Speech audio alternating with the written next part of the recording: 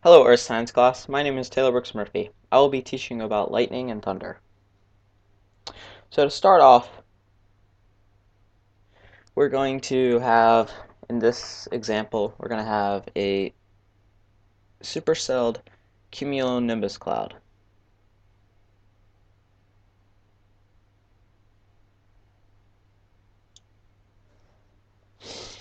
And in it are ice particles, because it's cold up there. So ice particles, and we're probably going to have some hailstones. This is how lightning starts out. This is the updraft, and this is the downdraft. We're going to have some ice particles going around in there, coming down and going up.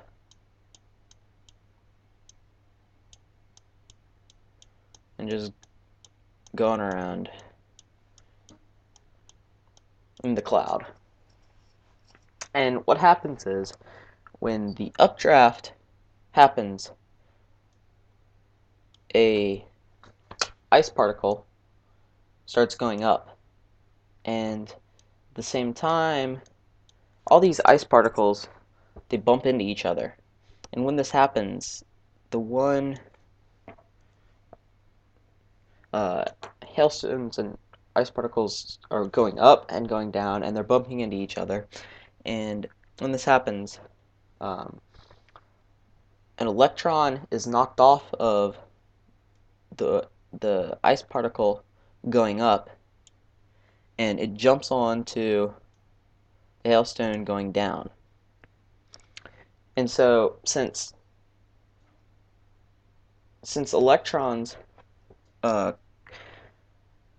carry a negative charge, this causes the bottom part of the cloud to have a negative charge and the top to get a positive charge.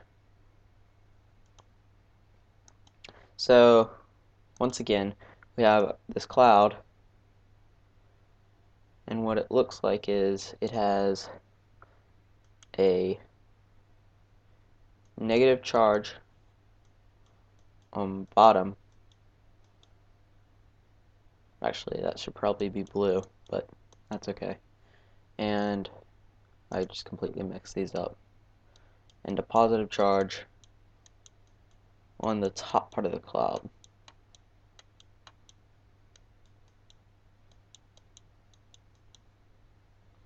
And we got some more, so it looks even. So this is all negative. The bottom half is negatively charged, and the top half is positively charged. And then what happens is we have the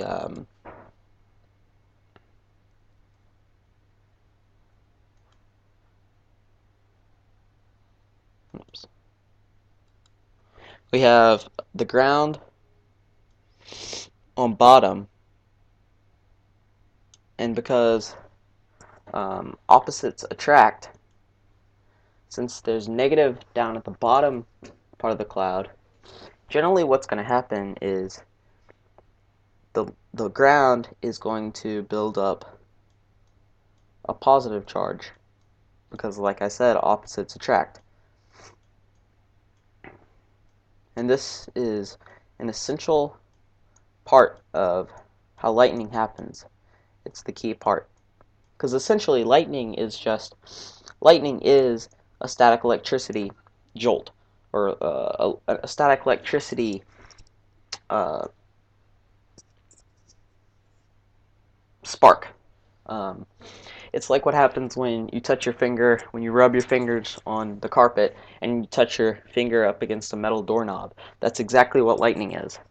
Except lightning's obviously, the way it happens is different, and the way it's generated is different, with hail instead of carpet, running sneakers against carpet, or like your balloon, like rubbing a balloon on your hair or something. And so and then what happens is we have the bottom of the cloud and the bottom and the ground. And the ground, or the cloud, has a negative charge to it. Remember the hailstones, um, or the ice particles. And so, since opposites attract, the ground builds up a positive charge.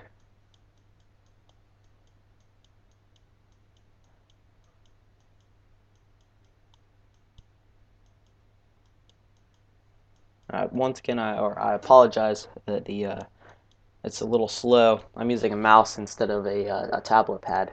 So, and then what happens is we have trees and let's say a telephone pole. And that's a really bad telephone pole, but that's okay. We'll do that again. That's even worse. But you get the idea. And then let's say we're gonna have a purple house. It's like a weird brick or something, a weird color, you know. And let's say it's a pretty tall house. They're pretty rich, the owners, and got a couple windows. And let's also say they have a nice satellite antenna. Or maybe let's say a ham radio tower. So it should probably actually be something more like this. Okay, but anyway, that doesn't really matter. And so we have, gotta get my drawing together. And so what happens is the positive charge actually crawls up these tall objects to try and get closer to the negative charge up here in the clouds. And when that happens, it gives the tall objects a positive charge.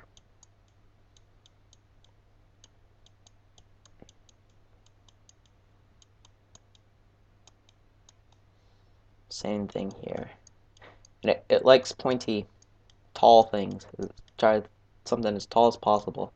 And this is how you hear about people getting shocked by lightning and killed by lightning or something, because they're the tall, like they're in an open field, or let's just say they're in an open field, and they're the tallest thing for 100 feet, and so they get a positive charge, and they're like this telephone pole, but a little shorter. All right, and so actually, I'm going to pause here, and in my next video, I'll explain the rest. Thunder, and yeah, and how the actual lightning happens. So just remember this part, and thank you guys for watching. I'll have the second part coming soon.